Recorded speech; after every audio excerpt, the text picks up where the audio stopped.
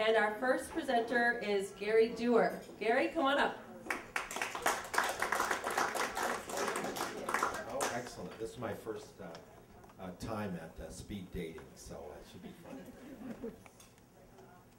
So Okay, am I we going to ready count for down? the Well, I can't wait. 1, Okay. 2, 3.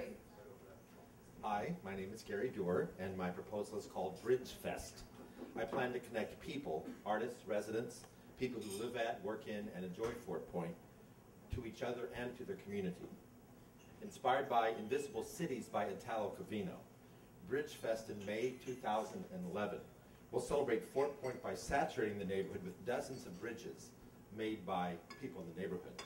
There could be a bridge of memories, a bridge of lost letters, a bridge of rain. They'll range from the minuscule to the grand, from the wildly imaginative to the subtly poetic. In the slides, you can see some possible locations marked by red icons. In your mind's eye, just transform these red markers into whimsical artistic creations. A bridge of memories made out of old photographs, for example. The bridges will connect the sides of an alley or one tree branch to another. They will arch from the curb to the pavement or across a windowsill. They might jut out from the channel or curve from a walkway down to a dock. Imagine a bridge made out of paper clips that arches across this chain link fence, built perhaps by the people in office over the course of a year.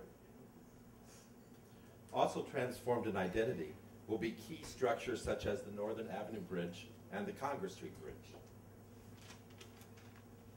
They'll be made out of materials ranging from feathers to old letters, from seashells to braids of hair, or even of scents or sounds.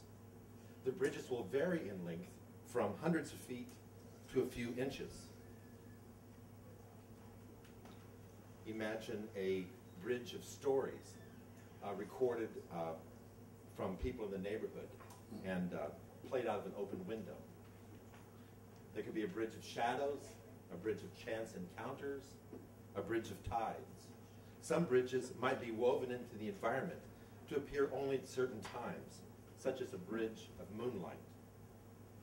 Inaugurating Bridge Fest will be a parade through city streets, featuring some of the smaller bridges, as well as some of the bigger structures held high on poles like a Chinese dragon, dipping and weaving down the pavement. Marching bands, like those at the Honk Festival in Davis Square in Somerville, will accompany the procession. The fest will continue through the month of May. Spectators will be able to find the bridges by using a map for a self-guided tour, like a scavenger hunt.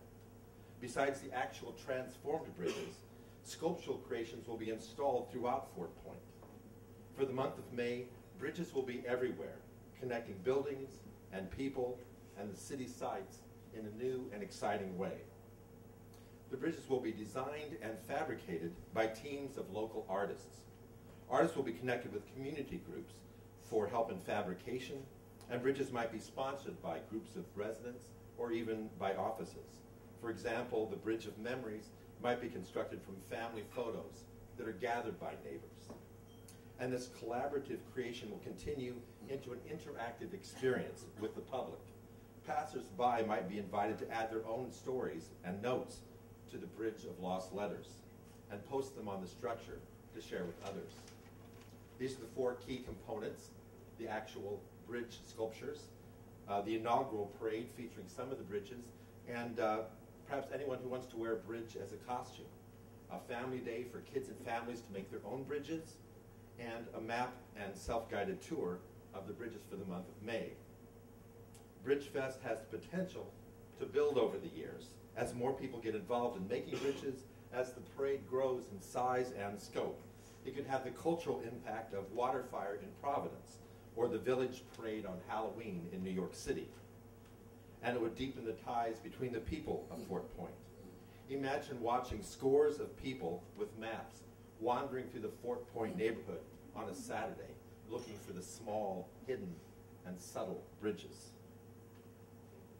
I can envision the creation of bridges becoming a focus of activity all spring, as the suspense grows over who is building what, like Mardi Gras floats. Here's some slides of some of my past work in public art, both photo installations I've done individually and as co-director of the Invisible Cities Group, which creates multimedia installations in neighborhoods. We would take a 6-block area and install dozens of visual arts projects, as well as create a performance that involves spectators. This is What is the Point at UMass Boston. We gathered poems and paintings from residents and students to find common ground, and then posted the results in signs along the waterfront. They're still there. We had weekly free workshops, and just the experience of getting students and residents into the same room had a strong impact. Square Squared was a commission from NEFA that saturated Davis Square in Somerville for 1 month with hundreds of images of shoppers and residents and business owners on the basketball court and on a manhole cover. The effect of Square Squared was cumulative. As people in Davis Square began to see themselves everywhere, that was part of the fun of the whole experience. Wherever you turned, there was another picture, like looking into a mirror. You would go into a bookstore and discover more images on pencils or on napkins in a cafe.